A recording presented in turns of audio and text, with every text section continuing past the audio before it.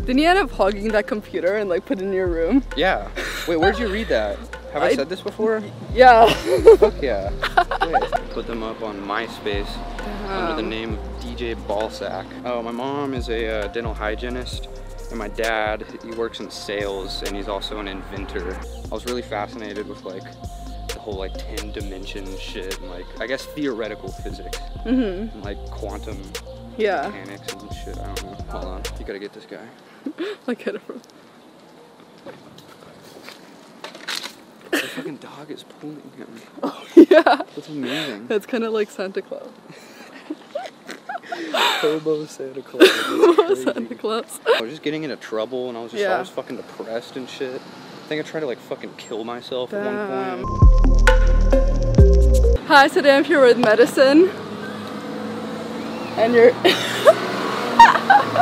and you're here just for a day, which is kind of crazy, and like super glad that we can do this. Yeah, of course. But you've been super requested on my channel, really? So yeah. Like on the comments or yeah, what? just like on the comments, people are just like, get medicine, and then I was like, I emailed like your management, and then but like finally we can do this. Yeah, amazing. So they're gonna love this. I don't know why people want to see me. I'm like super boring. No. So you were born in Dallas? Yep. Yeah, Dallas. I mean, yeah, I was like I was born in Dallas, but I was raised in like the suburbs of Texas. I'm like a suburban white boy. Yeah. Originally. Yeah, that's kind of weird. Did your parents grow up there as well, like in Texas? I think so. Yeah, they actually grew up like in Dallas. Yeah. But then like they got their bands right, so they started raising a family in the suburbs. And I was one of their pipsqueaks. What were you like growing up? I don't know. I went through a lot of, like, what age range are we talking? Teenage years, so like I guess before like high school? Yeah, like high school. I don't know. I was just kind of like, I was stupid. Like, I was a fucking moron, dude. Like, I was pretty cool in middle school. I went through like an emo phase. So that was like, you were like a popular cool kid? No, not necessarily. Emo? I don't know. I definitely kind of fit in with like, I fit in a little bit with all of the groups, you know? Yeah. But I didn't have like one solid group I subscribed to, like the fucking weird kids or like the douchebags or anything. I don't know. I just kind of floated around and never really had like a place, I feel like. Yeah. When did you go through the emo phase?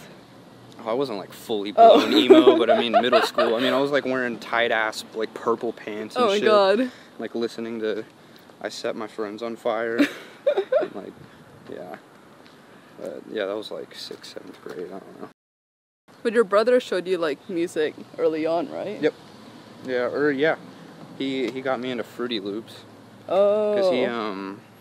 Because he got Fruity Loops on like our family computer. When I was like 12 or something. I was in elementary school still. Yeah. And I would just get home from school and like fuck with all of his projects, you know? Didn't you end up hogging that computer and like put it in your room? Yeah. Wait, where'd you read that? Have I said this before? Yeah. Fuck yeah. Wait. Yeah, no, I did do that. I literally, it was like the most ratchet computer ever. It was like when they were still like convex? No, like, was it concave? Or yeah, like just the big picture tube fucking screen. And I had it on like this ratchet ass like piece of furniture in my room. It was pathetic, but yeah, I hogged it and made trash beats all day and put them up on MySpace under the name of DJ Ballsack. What? Why? Yeah. I don't know. I actually just talked to someone about this the other day. Yeah, I don't know. DJ Ballsack was just like... Is there anything online from that? Can you still find your MySpace? Dude, I go back and try to find it like once a month, but I can never find it. They changed. That's commitment. I know, like I'm fucking determined. I want to hear them, but no, DJ. Well, because MySpace changed so much, you know. Oh yeah. That I don't think like the original page even exists anymore. Damn. Yeah. It's kind of depressing, but. So does your brother produce or? Yeah, he like fucks around. I don't know, he kind of like got busy with life stuff, you know? Yeah. Like I was super like fortunate to have like came up on some sort of success at a young age, you know? Yeah. But yeah, he definitely still fucks around with music and like produces. What does he do now? He's just like bartending, like floating around.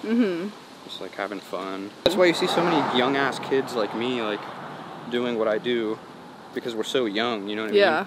And like the whole SoundCloud wave, like you can just be like a 16-year-old fapper like sitting in your fucking boxers all day and put beats on SoundCloud, and like next thing you know, you're playing like Brownies and Lemonade in LA. Yeah, and, like, something's crazy. happening, you know, even if it's not huge, but you can start doing something substantial. What kind of music did your parents play in the house when you were growing up?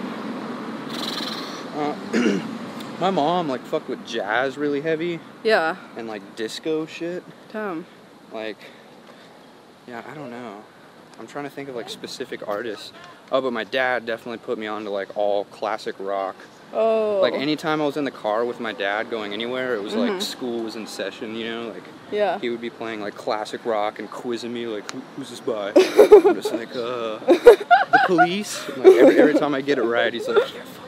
Really so sick. But so yeah, I guess just like a lot of like, I mean, like Pink Floyd, The Cars, Police. Do you think that influences the music you make now? Probably not. Yeah. I think maybe like the disco shit a little bit that my mom was. I don't know. I don't feel like it did. But what industries are they in? Like careers? Oh, my mom is a dental hygienist, and my dad, he works in sales, and he's also an inventor. Oh wow. He invented. Have you heard of the ab coaster? Ab coaster? Yeah, you might. It's a workout machine. You might know it if you saw it. It's like the fucking thing that's like, there's like you grab onto it like this, and there's like two rails, and you like bring your knees up. You know what I'm saying? And, I think I've seen that. Yeah, he invented that. What even? Is he like a physical? I mean, like, does he do like gym stuff? I mean, and then yeah, he he's been invents a lot into of fitness equipment for a while. Like, he's never been like fucking ripped or anything, which is kind of funny. But like, I remember I used to make fun of him because when the ab coaster was popping off. The fuck? When the ab coaster was popping off, he would have to get like professional like male models to go like model it for him at the convention because he was just too fat. Oh my god. Because he was too fat. You invented the ab coaster and you're out here fucking hiding in the shadows with your... Do you use it? No. I mean, I tried to for a little bit. Like, I don't know. I've always been trash at working out. There was never a period in my life where I was like in great shape and like working out. Yeah. I don't know. I'm just like I'm lazy. What were your favorite subjects back in high school?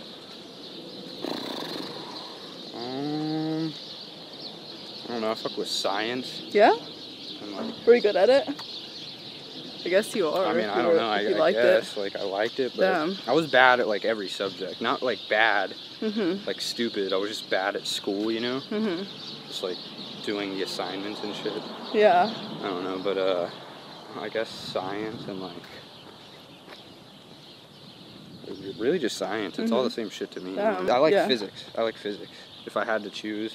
But I got into physics like after I was out of school. Oh, how? I don't know. Just like I was really fascinated with like the whole like 10-dimension shit and like I guess theoretical physics and like quantum mechanics and shit. I don't know.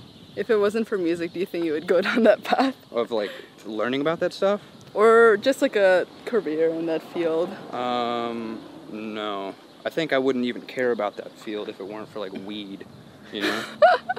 Oh my god. Yeah. So music started to take like a bigger and bigger part of your life. And then what made you want to join was it I Standard competition? Yep. Nice. Yeah, that was really interesting. Like, I don't know. I was just looking for something to do, you know? Like, I was just a kid making beats, like, and me and my friends fucked with them. But there was, like, no sense of validation there yet, you know? Because it's just you and your friends. And, like, I've always been really realistic. Like, I don't know, are these actually cool? Like, I don't know. So I just said, fuck it. And, like, I saw this thing called I Standard. It was, like, a beat competition thing where, they would go from like city to city and they'd have a panel of judges, you know? Yeah. And you would just fucking stand there awkwardly while they play like some of your beats. Really? Yeah, it was So you're not weird. even DJing, they just play? No, you just literally, it was so, and I'm awkward, bro. Like, I would just stand up there just like, my beats are playing, I'm just like, I don't know what the fuck to do. Oh my god. But did you have to talk about it? Like describe the idea behind it, stuff like that? No, you did have to introduce yourself and that was it. And like, I nearly shit my pants having to do that. I was just like, I'm great. But so I did that. I did the Dallas one. And yeah, and people super fucked with it. Damn. And it was just kind of, it was cool. Yeah. It was like the same feeling, like, dude, I'm blowing up, you know? Even if it was like the dumbest shit ever that did nothing for your career. It was just like really validating. Yeah. To see that your shit was, to some degree, must be cool because people are fucking with it. And like the judges, like the panel of judges are like people that have like placements and shit and like credits. Oh, and damn. they were like fucking with it heavy, so it was like cool. Do you think that gave you your initial like burst of fans and like recognition from the industry? No, but I think it gave me that burst of motivation because I felt like I had that recognition, you know? Yeah. Like, even though I really didn't, but it like got me really motivated. I won the one in Dallas. Yeah. And went on to like the national one in New York. And excuse me, same thing there. I won like 3rd place or something, I don't know, but that was where I met Illmind. Oh. Do you know Illmind? Yeah, yeah. Yeah, he's a producer. He's got like a lot of credits all over the place. But he was like, he was who got me like into SoundCloud. Oh, so you weren't even at all putting your beats up there? No, I mean like Still yes, MySpace? no, I was. I'm sorry, I was, but they were just getting like fucking 50 plays, you know? Oh, true, and, yeah. Yeah, and I was just like shamelessly like sending them to like people from high school and shit. You know, like, oh, fucking check this out. Could you tweet this for me, bro? From high school? Just anybody like. Yeah. It was you know, I don't know. Yeah, so I met Illmind in New York. And he was like starting a SoundCloud page or something called like Roseville. Yeah. And like he fucked with like my weird ass like beats. I was making weird shit back then. Like just totally non-conforming, like just weird shit. And he was the first one to like put me on a little bit, I guess. Yeah. And then from there I just like started getting more and more. It was all on SoundCloud from there. Yeah. It was just like more and more plays and followers, and I was like, what the fuck's going on? Damn. It's interesting how that works. So when you were 14, you went through this kind of like drug phase, right? What happened? I was like, it was like 14 through 16. I don't know. I mean, I was just in high school, you know, and like suburban fucking white kid utopia, like I said. And I don't know, I was always kind of smart, you know? Like, I just never felt like, I just thought like public school was whack as fuck, and like all the kids, like, I don't know, I just felt out of place, and like I had like this toxic ass fucking girlfriend that like fucked me up, and like just like normal teenage shit. But I don't know, I was like doing a lot of fucking like, hold on, you gotta get this guy. I get it from. The fucking dog is pulling him. Oh, yeah. That's amazing. That's kind of like Santa Claus. Hobo Santa Claus. Santa Claus. Oh my god. I just like, I don't know, I was just getting into trouble, and I was just always fucking depressed and shit. I think I tried to like fucking kill myself at one point. I was like. Then that was all from like your girlfriend or from other things? I mean, it was like also, everything. Right? It was just like school, like her. I was just doing like fucking pills and shit. Yeah. I didn't have like an awful drug addiction. I was just like misguided. And, what was it? I mean, I did like fucking hydrocodones and like Xanax and just drank a lot. I don't know, but it was really interesting. I've been thinking about this a lot lately. I don't even think I'd be like here right now if it weren't for. I mean, I don't know. Like, I went through that, you know, and my parents were, like, super caring, protective parents. How did they find out about it? Oh, they knew. I mean, I was just always getting in trouble. Like, I was just a shit kid in high school, you know? Yeah. But I was still very likable, though, and, like, smart. I don't know. But they kind of, like, ripped me out of public school. Damn. My sophomore year. Yeah. And we moved to another city called Richardson.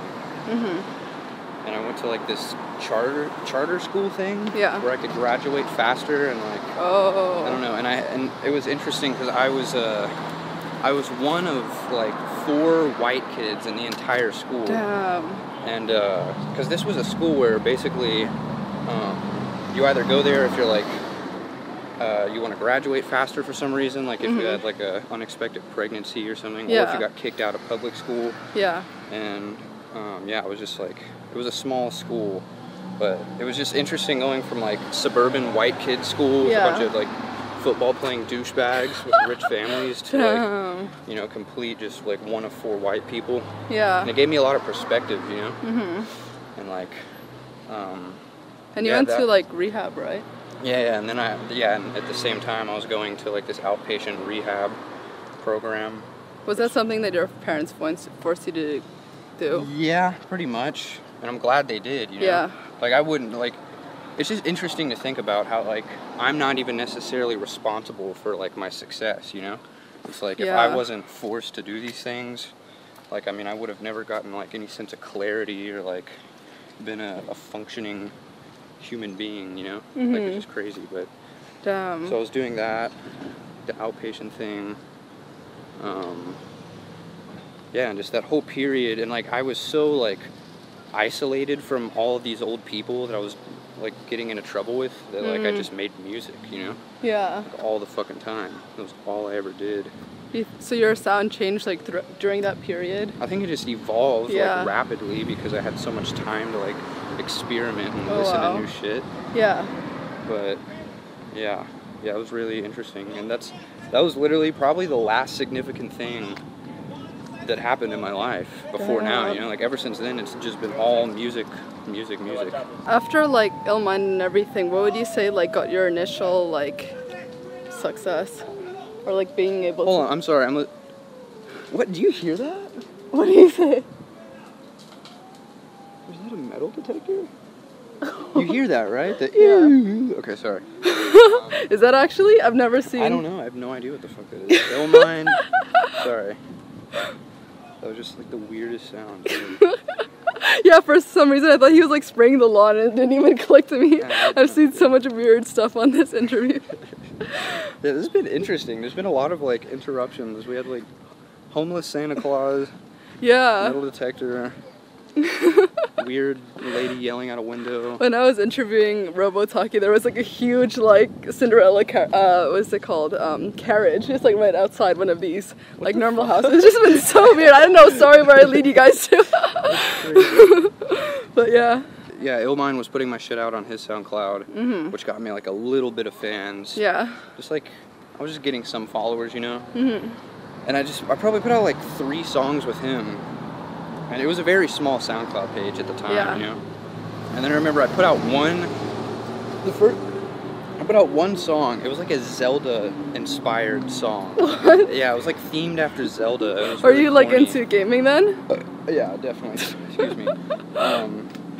Yeah, it was like a Zelda-inspired song, but it was pretty fucking cool, I'm not gonna lie. Yeah. For the time. And that was the first song I put out on my own. Like put it up on my own page after putting out all the stuff with him. And then I was like thinking about like, I don't know, is this gonna get any plays? And it did. It got like more than the ones I put out with him. And I was like, oh fuck. That's crazy. And then I was just, it's weird how it happened. Like it just got like 5,000 to 10,000 plays, and I was like, holy shit. Wow. Like, let me try to keep this momentum and put out another, and then it got like 10 to 20,000. Wow. And then it just kept growing like very, very quickly. Do you send stuff to blogs, or did they just pick it up naturally? Not really. I never sent it. I guess they just picked it up naturally. Wow. Everything that they posted. Yeah. Like everything was just me pressing an upload button on SoundCloud. I didn't really try. How did you join the whole film noir thing? I think, yeah, they just hit me up. I don't know. Like, I definitely fucked with them because they were like the SoundCloud gods of the fucking time, you know? Yeah. Yeah, they just like DM'd me one day. They were like, hey, we're starting this thing. I was like, cool. Yeah. That was a really cool period too. Just like the whole film noir thing. I think we all like learned and grew so much from that. It was crazy, but. Yeah. Yeah, even just the fact that something like film noir could exist was like. Yeah, because like, did you guys even meet? You didn't meet each other, right? Oh no, we did. Oh, like before you started? Oh well, no, not just in real life. Recently, I guess. I wouldn't even say recently, but like last year we played like a couple film noir shows. Like, oh wow, we played one in DC, and like these were all just fucking kids. Like, it's crazy. It's just so weird. Like it was just crazy, but like no label, no anything. Like, yeah. I mean, it's not like we made it, you know, extremely far in retrospect, but we made it out of. Out of SoundCloud. Out of SoundCloud, yeah. Like Oshi lived in fucking London. Yeah. Chris was in Jamaica. And they brought themselves all the way out to like Crazy. play shows in the States off of something they built online. That's so They crazy. weren't even 20 years old. Yeah. It's just nuts. But. How did you start opening for like a lot of DJs like Cascade and all these people? I got a booking agent. Yeah. I mean, straight up, you know, like. Yeah. Yeah, I signed with WME, William Morris Entertainment, like. Yeah. Fairly recently, like earlier this year. Yeah. Yeah. But the music you make is kind of different to them, right? I'm so glad you asked me this, yeah. Because I've been like, I mean, I think like this year we've just been like, just really trying to, like, I think my project was interesting because I should have gotten a booking agent a long time ago, you know? Yeah. But I didn't for whatever. I had like a shitty management situation early on. I just didn't know what he was doing. Yeah. And yeah, so we never got an agent. So like when I started working with the managers I have now, they're like, dude, like, we just gotta like get you out there, like get you some fucking touring history quickly since you're so behind on it, you know? So that's basically what we've been doing like all year.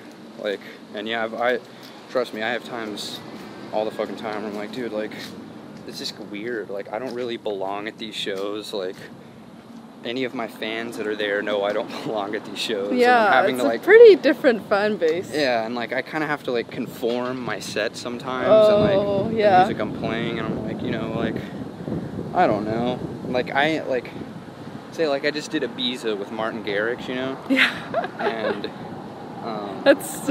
I mean I got to go to fucking Ibiza, you know, like, and all I have to do is like press buttons for an hour, you know, like it's pretty fucked up. Yeah. So I was like, you know, of course I'll do it.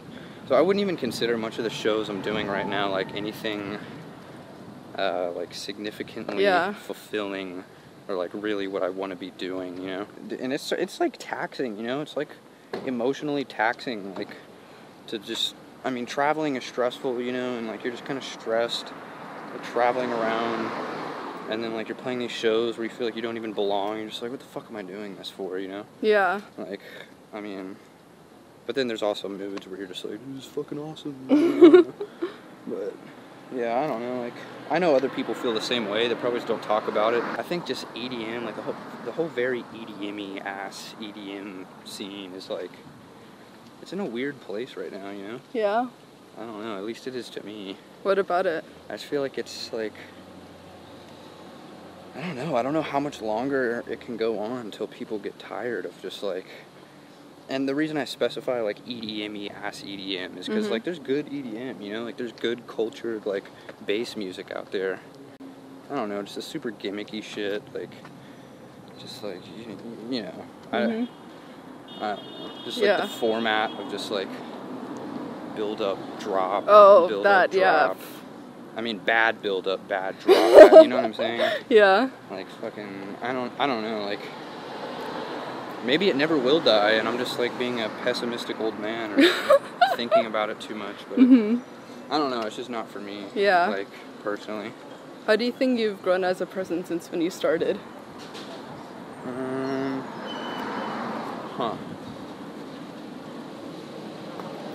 don't know. I think I've just. Oh, sorry. I think I've just learned a lot about like the importance of like just focusing on yourself, I guess, you know? Yeah. Because like I said, in that period of time, like I was just ripped away.